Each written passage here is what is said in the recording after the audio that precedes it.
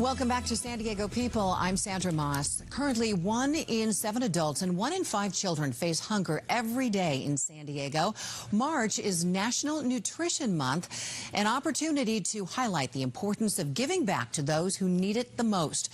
Jim Floros, CEO of the San Diego Food Bank, joins me again. Also here is Monique Knight. She is with United Healthcare to share some of the ways their organizations are working together to help those struggling when it comes to getting the right nutrition and getting food in general. Monique, tell us about United Healthcare and how you're partnering with the food bank to make a difference here. Sure. So United Healthcare realizes that proper nutrition really is foundational to good health. And so we're really excited to be able to partner with the San Diego Food Bank and support their efforts in bringing healthy foods to our community. So all month long for National Nutrition Month, we're partnering to provide education to the community around how to eat healthy on a budget. Oh, okay. And how are you doing that? You're going into schools, you're talking in community centers. How are you spreading the word?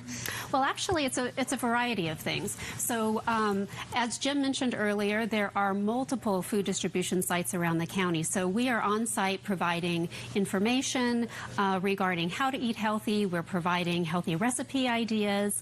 United Healthcare also goes into schools. We do healthy cooking demonstrations. We'll be partnering with the food bank on that as well. Lots of different programs. And Jim, you will be coming on KUSI in the morning, I think, doing some cooking segments, right? Absolutely. It's a great opportunity. We love our partnership with KUSI. You know, it's pretty basic information, but people don't understand that. And we also have generations of people that they don't really understand that you can eat a healthy diet on a limited budget. And how do you do that, Monique? Because a lot of people who are strapped for cash, you know, getting the healthy foods, you would assume is a tough thing, but not so much, right? Well, I think that there are a number of ways that you can stretch your food on a budget. So first of all, let's look at canned goods. A lot of people believe that canned goods don't have the same nutritional value as fresh produce. Usually fresh is better, but in a lot of cases, canned goods is as equally as nutritious, if not more nutritious. And here's why. Because some fresh items like spinach and green beans, for instance, start to lose their nutritional value immediately after being harvested. Canned goods, on the other hand, are usually packaged right after they're harvested, so all of those nutrients are preserved in the can until it's opened.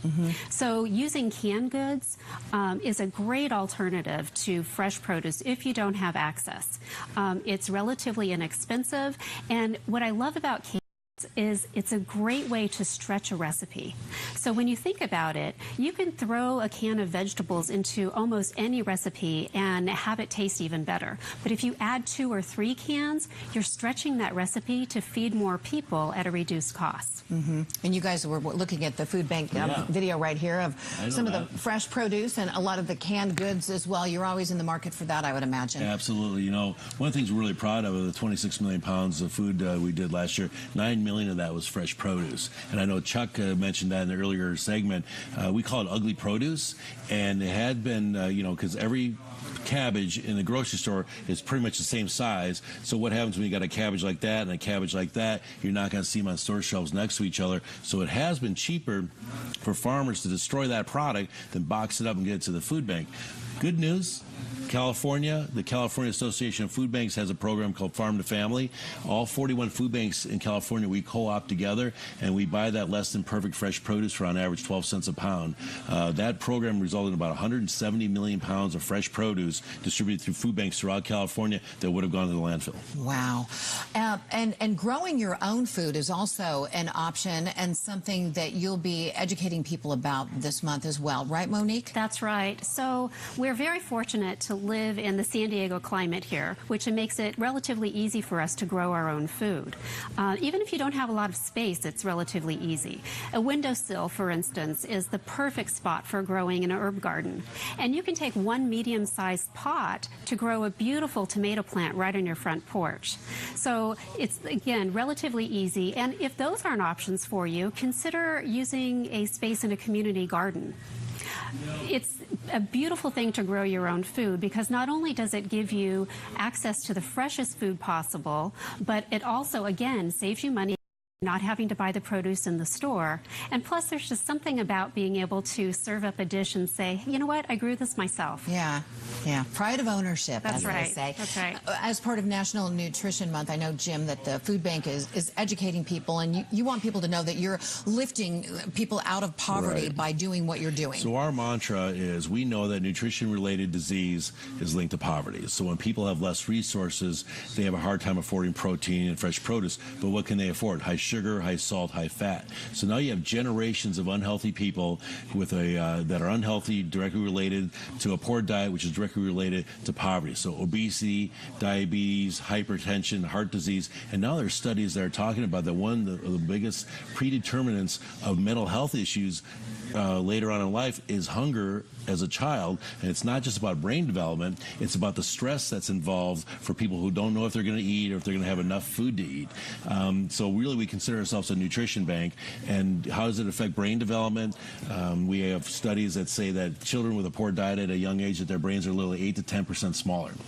So then these kids are just taking up space in the classroom. So really, the chances of them getting a good education are compromised. Chances of them then getting a good job are compromised. Chances of them being able to provide for the family compromised. Chances of them being dependent on the food bank and the government may be a little higher. So in there lies a cycle of poverty, and we really know that one of the big vehicles to breaking the cycle of poverty is education. And there's a whole saying: childhood education starts with childhood nutrition. If you don't eat, you can't learn. If you don't learn, you can't earn. And you know, a lot of that has changed. The government really kind of failed several decades ago in their food pyramid, and that has changed because we do realize that we are what we eat. Absolutely. And there's more of Right. an emphasis not only on giving people food, but giving people good food, right? Exactly, exactly. What we eat affects our entire body, like Jim mentioned. So it affects not only our internal organs, but affects our teeth. It affects our mental health as well. When you think about it, our bodies are like cars. Just as a car needs gasoline and proper maintenance to function properly, so too does our body. So it's important that we're taking in the proper nutrients, the vitamins, minerals, protein, carbohydrates that we need to keep our body going, growing, developing, and keeping our energy level up so that our entire system is functioning as it's supposed to be. Well, I'm sure we'll be hearing a lot more during this month, National Nutrition Month. For people who are watching and want more information about how to get involved in these classes and education, where do they go? How do they get that info? SanDiegoFoodBank.org. SanDiegoFoodBank.org. All right, we'll have a link on the website. Great to see you. Thank you very much. Thank you you for sharing. It's very important to get this And message hopefully we'll out. see you at the gala. Yes, I think you will. All right. And that is going to do it for this edition of San Diego People. Thanks for watching, and be sure to tune in tonight for the KUSI News at 6, 10, and 11.